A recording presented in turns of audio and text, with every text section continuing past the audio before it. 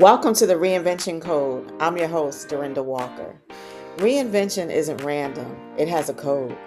On this podcast, we'll explore what it really takes to navigate life's transitions with introspection, faith, and strategy. If you're evolving, rebuilding, or stepping into a new season, you're not just starting over, you're leveling up. Let's decode your next chapter together. Hey, beautiful people. Welcome back to the Reinvention Code. I'm so glad you're here today because today's conversation is one I've been sitting with y'all for a long time. I want to start with a story. My grandfather was a decorated police officer and detective. He was a man of integrity, a man of discipline, a man who commanded respect in every room he walked into. And when my father shot and killed a man, my grandfather's first instinct was to take the blame. He was prepared to walk into the police station, stand before his colleagues he had served alongside for years, and say that he did it, just so my father wouldn't go to prison. He was willing to sacrifice his entire career, his reputation, his legacy, everything he had built to protect my father from the consequences of what my father had done. Now, I want you to sit with that for a moment, because if you heard that story about a stranger, you might say, that's not love, that's enabling. But when it's your grandfather, when it's your family, when love is wrapped in protection and sacrifice and a desperate need to keep someone you love from suffering, it doesn't feel like enabling. It feels like loyalty. It feels like family. And I've spent years unpacking what that moment meant, not just for my father, but for all of us, right, in the family. Because that instinct to step in, to shield, to absorb the consequences on behalf of the people we love, it gets passed down, right? It gets embedded in how we function. And for many of us, it became the water we swam in without even knowing we were wet, right? So today I want to talk about the guilt of outgrowing dysfunction, the guilt of becoming the one who made it out, the guilt of having peace when people you love are still living in chaos, and the courage it takes to finally ask, is what I'm calling love actually holding the people I care about back from becoming who they're supposed to be? If you're new here, welcome. This podcast is about reinvention, not surface level aesthetics, right? It's about reinvention, real transformation, the kind that requires honesty, courage, and sometimes grieving the version of yourself that everyone became comfortable with because you're no longer that person. And if you've been here a while, you already know we don't avoid the hard conversations. So let's get into it and talk about where this pattern begins. I think one of the many reasons so many high-achieving people struggle with boundaries is because we were conditioned early to become emotional responsible for environments that we never created, right? There's a psychological term for this. It's called parentification. Parentification happens when a child takes on emotional or functional responsibility that belongs to the adults around them. And what happens to children who grow up that way is they become adults who feel responsible for everything. You might say that's the whole Gen X generation. Everyone's emotions, everyone's crisis, everyone's finances, everyone's stability. You become the dependable one, the strong one, the fixer, and people praise you for it. He or she is so responsible. They always come through. I don't know what we do without them. And that praise, it feels like love until one day you realize it's also a cage. What my grandfather did, taking the blame, willing to sacrifice everything, came from a place of deep, deep love. But it also came from a pattern that says love means protecting people from themselves. A pattern that said, if someone I love suffers a consequence, I have somehow failed them. And when you grow up inside that pattern, it shapes you in ways you don't even see until you're deep in adulthood, exhausted, resentful, wonder why you never can just rest because someone in the family or friends are always relying and counting on you to come rescue them. And somewhere along the way, your rest became conditional on everyone's peace. And that is not a life, right? That's a life sentence. So for those of us who grew up in homes shaped by addiction, by dysfunction, by instability, many of us became the emotional safety net in the household. We learned to read the room before we could even read a book. I know I did, y'all. We learned to manage other people's feelings before anyone ever asked us about our own feelings. And we brought all of that as if it was just part of life, right? Into our adulthood relationships, into our friendships, into our workplaces, into our marriages, into our parenting, and we call it strength. But strength and self-abandonment are not the same thing. And before we know it, we create a pattern where helping becomes enabling. And this is the part of the conversation that really challenges me personally, because I had to start asking myself some very uncomfortable questions, not about the people I was helping, about myself. Was I truly helping people grow, or was I helping people to avoid accountability? Because we all know there's a difference. Helping supports growth, and enabling supports avoidance. Let me say that again for the people in the back, because I want it to really land. Helping supports growth, and enabling supports avoidance. My grandfather stepped in to absorb my father's consequences. And I want to be very sensitive here because my grandfather's love was so real, y'all. It was fierce. But the impact of that protection, shielding a man from what he had done, didn't help my father to grow. It had taught him something else entirely, right? It taught him that someone would always step in. And I had to take a hard look at my own life and ask, where am I doing the same thing? Not because I want to be a bad person or that I don't want to love deeply, but because our need to feel needed can become just as unhealthy as someone's dependence. And that's hard to admit, especially when your heart is genuinely good, especially when you know what struggle feels like, when you know the last thing you want to watch is someone you love suffer. But love without boundaries becomes self-abandonment. And many of us have spent years abandoning ourselves in the name of being the good and dependable one. So let's talk about the psychology of guilt, because guilt is powerful. And many people who grow up in dysfunction carry what psychologists call survival guilt. That feeling that if I'm doing well while people I love are struggling, somehow I'm wrong. So we overgive, we overextend ourselves, we overcompensate, not because we think we're better than anyone, right? But because success can feel emotionally unsafe when everyone around us is struggling or in pain. And then something else happens. People start expecting access to your stability. Your resources become communal. Your peace becomes negotiable. Your time becomes available. Your emotional bandwidth becomes everyone's property. And when you finally say, I can't keep doing this, suddenly you become the villain.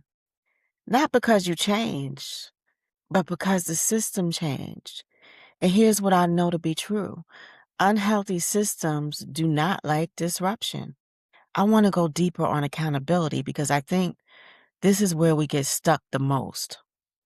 We know enabling is wrong in theory, but in practice, when it's your mother, your child, your sibling, someone you have loved through everything, the line can start to get real blurry.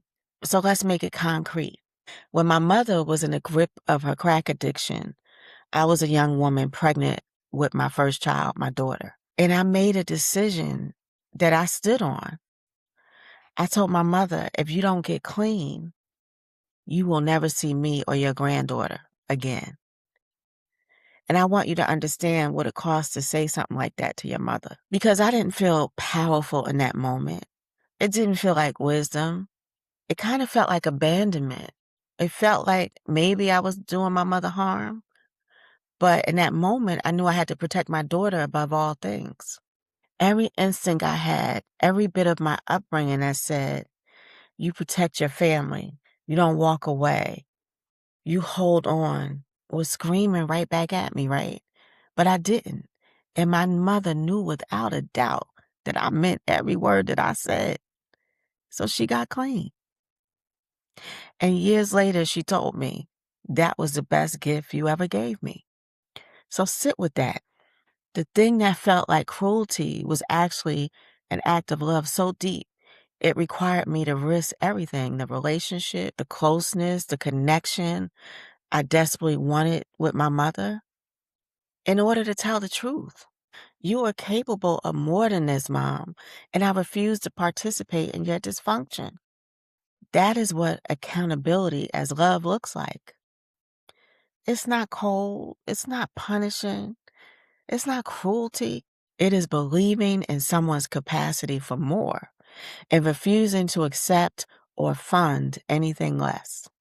Because here's what's important about this pattern. It doesn't just live in one generation, right? It travels. When my daughter had my granddaughter, she was living at home, and I told her she needed to start paying rent. And I don't know what got into her this day, but she looked at me because she know how much money we bought in the household. She knew the size of the house that we lived in. And she looked me dead in my eye and said, I'd rather live in my car than pay you rent. And my husband and I called her bluff. We told her to pack her bags. And we opened that door and let her go. And she left out that door with a 1-year-old child. Now I'm going to pause here because I know some of you are feeling right now like I felt in that moment. The doubt, the second guessing, the what if something happens to them. And I'm not going to minimize it. I was terrified. It was one of the hardest things I had ever done as a mother. But I also knew something deeper. I knew that my love for my daughter was not conditional on her comfort. My love for her was connected to her becoming the woman that God needed her to be. And she could not become who she was meant to be inside the safety net of her parents who wouldn't let her fail. She struggled. It was hard. It took 9 months, but she came back. Not because she had nowhere else to go, but because she was ready. She took accountability. And for the next year, she lived in our home. She worked, she saved. And when she left again, she left on her own terms with her own stability, her own pride, and her own proof that she could do it. She is now thriving, financially stable, excellent in her career, an incredible mother to my granddaughter, Shugs. And she told me something that I will carry with me for the rest of my life. She said, Mom, I learned a valuable lesson. In our relationship, we're closer than ever. In fact, she told me recently, she said, Ma, I used to be so mad at you, but now I understand why those punishments needed to happen. I understand why you said no. Because now she's a mother and she understands the decisions that we have to make, even if they don't look good at the time, or even if it's not what they want, we know it's not what they need. Because real intimacy, real closeness cannot exist where one person is carrying the weight and the other is comfortable letting them. Real intimacy is between two people who have both done the work. This realization is a game changer because some people are comfortable with your exhaustion as long as it continues to benefit them. That doesn't make them bad people, but it does make the dynamic unhealthy because emotionally healthy people do not require your depletion in order to feel supported.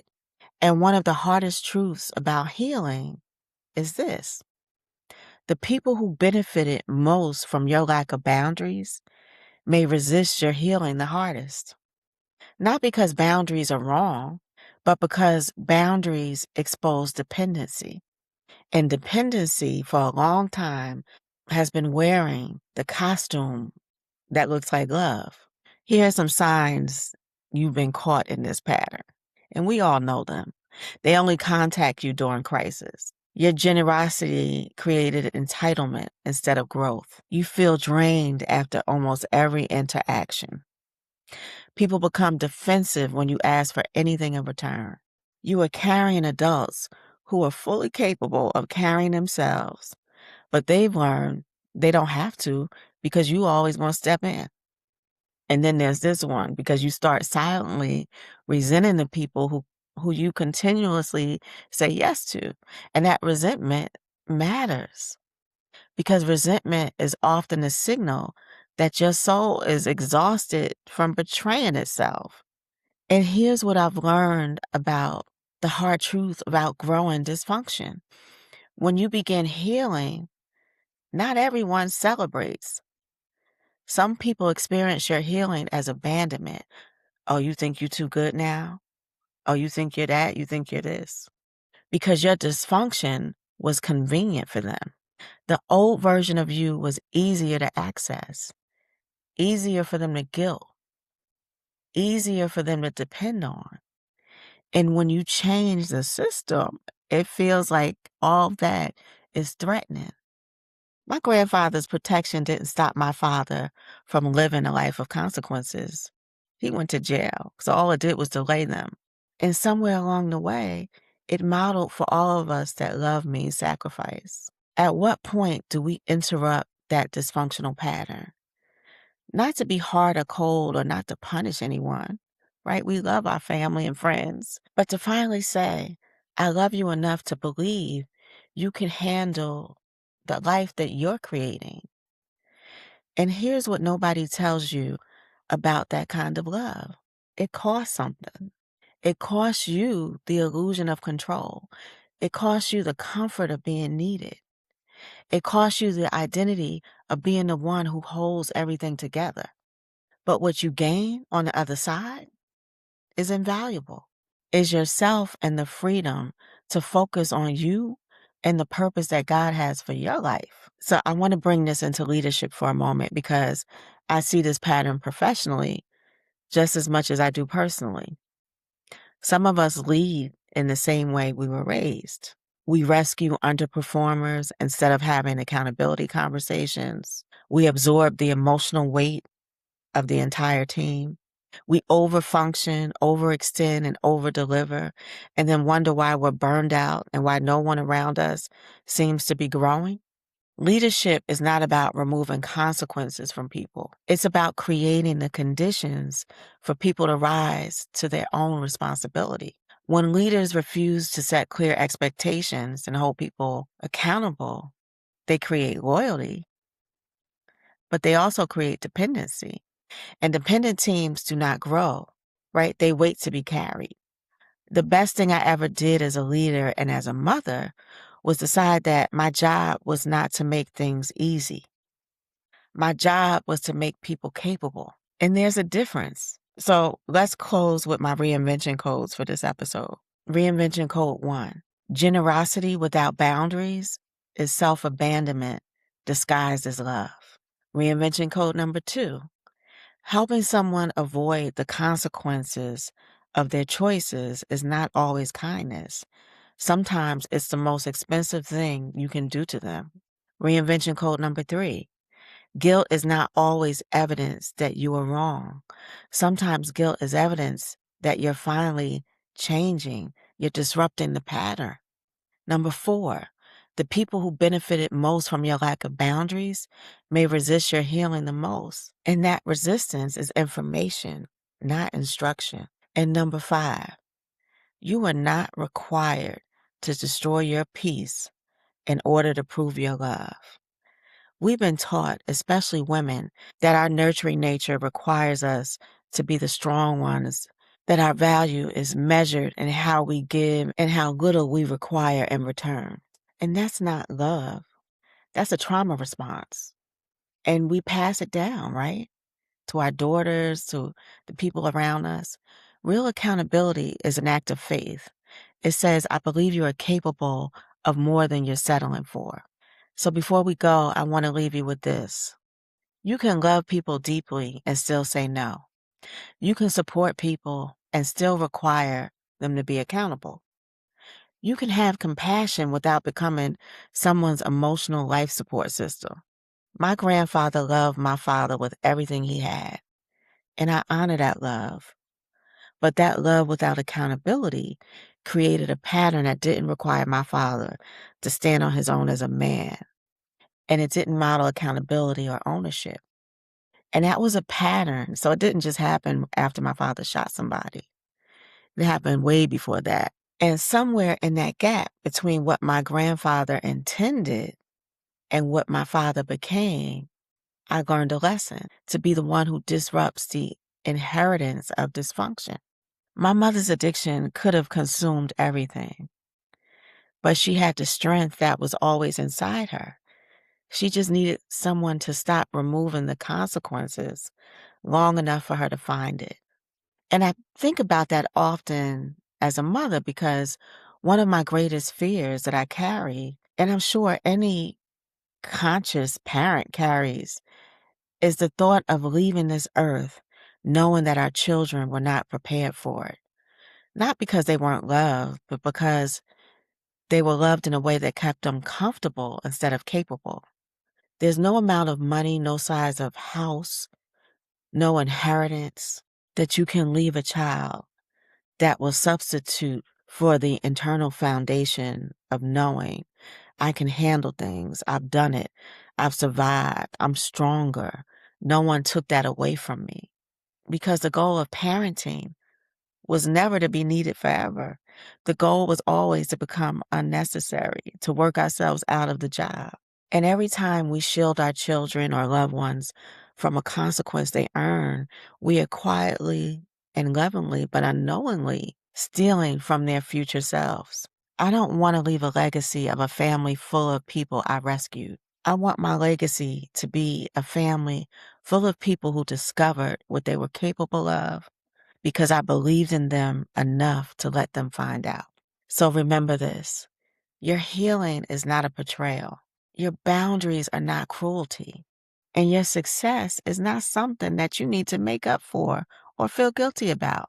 And saving yourself is not something you should ever feel guilty about. Thank you for being here. If this episode hit you somewhere real, share it with someone who needs it. As always, please subscribe, leave a review, and come find me. You know where to find me, y'all. And until next time, protect your peace, honor your growth, and remember, sometimes the most loving word you can say is no. Take care of yourselves. And as always, I wish you much peace and many blessings. I'll see you in the next episode. Thank you for listening to the Reinvention Code. If this episode resonated with you, share it with someone who's stepping into their next season. And don't forget to subscribe so you never miss a conversation. Remember, reinvention isn't random. It has a code. I'll see you next time.